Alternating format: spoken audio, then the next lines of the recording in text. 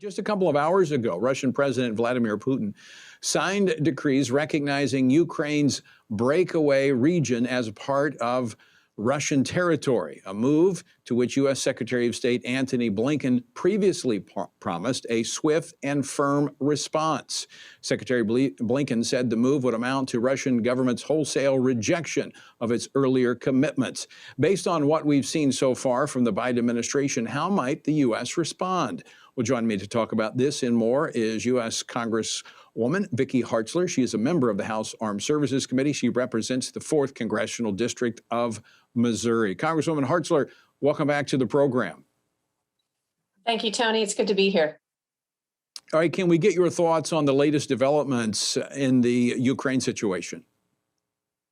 Oh, it's very serious and it's very heartbreaking. You know, this is a free and independent people, a democracy, and many of them are Christians.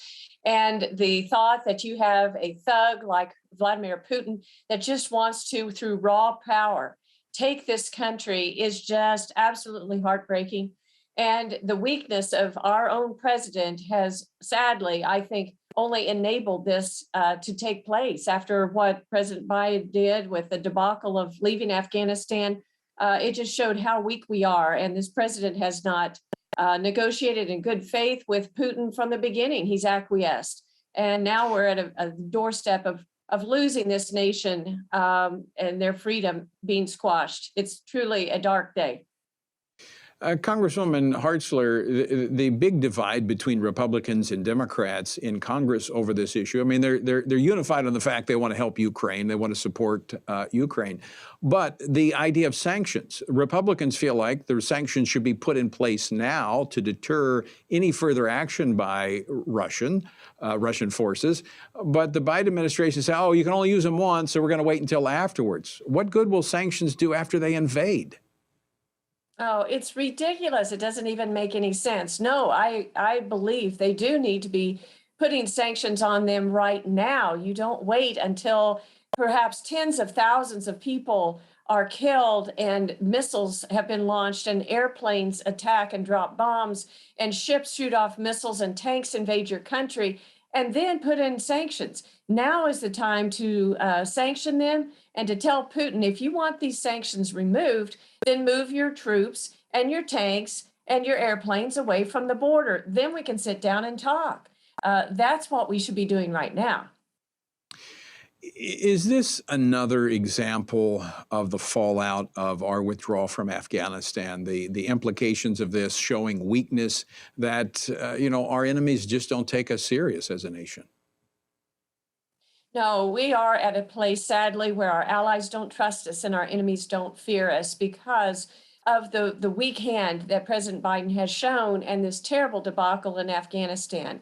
We were working with other nations to try to bring freedom to the people of Afghanistan, to root out the terrorist strongholds there that were used to attack our nation on 9/11.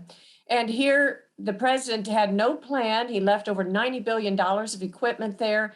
He didn't get the Americans out. He left people his own country. He left the interpreters, and it was just mayhem. And because of that, Putin has only been emboldened. But there's been other mistakes that Biden has made.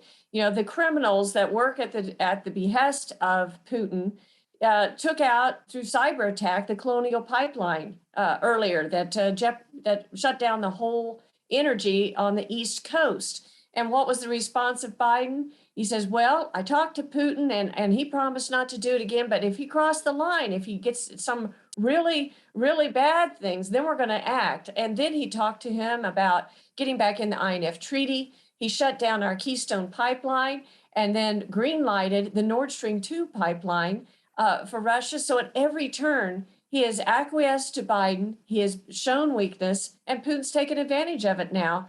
And there's going to be millions of people in Ukraine who are going to be hurt because of it. Right. Unfortunately, many innocents will pay the price for that weakness.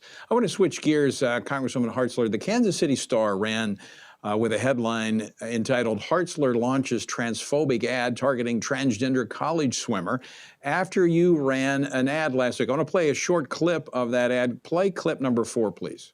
I'm Vicki Hartzler. I ran and coached girls track, and I won't look away while woke liberals destroy women's sports. Women's sports are for women, not men pretending to be women.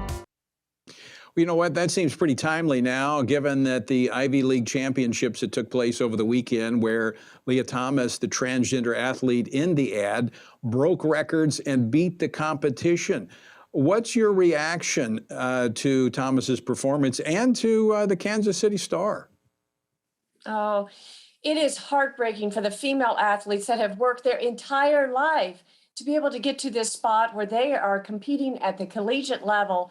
And then to have someone who is a male but believes that he's a female come in and compete on their same team and defeat them, take their medals, take their record-setting opportunities away. It's absolutely heartbreaking. And our country and the elites certainly just seem to have gone insane. They have just lacked basic common sense, and that girls' sports is supposed to be for girls, not for biological males who think they are girls. I mean, it's just common sense. And yet we are seeing this so that they are allowing more and more of these individuals to compete against girls' sports. The whole purpose of Title IX, which passed years ago, was to make sure that females had the opportunity to participate and succeed in sports. Sports meant a lot to me. Growing up, I played basketball and volleyball, and I ran track. I did have the opportunity to set some track records at Archie High School, my little hometown. But then I went on to coach track when I became a teacher. And I am so proud of these female athletes, and I will not be silenced by liberals who think that we should just acquiesce to this and sit by silently and let these transgendered athletes take our girls' first place medals and set the records. It's just wrong. And the Kansas City Star is clearly wrong. I believe that I'm speaking common sense, what most people in Missouri believe, and that girls' sports should be for girls. It's, as you said, it's common sense. I was actually in the swimming pool this morning swimming, and of course, I could put a two-piece bathing suit on. I still wouldn't be any better than I am. I'm just doing it to stay in shape. But the reality is this is an issue of fairness. I mean, common sense, yes, but fairness. We're depriving young girls of opportunities to do well. I mean, we know, all right, we know men are biologically different than women. Doesn't mean they're superior. It just means they're different, they're stronger, and they have the ability to compete in athletics with an advantage. That's why we have women's sports, is it not?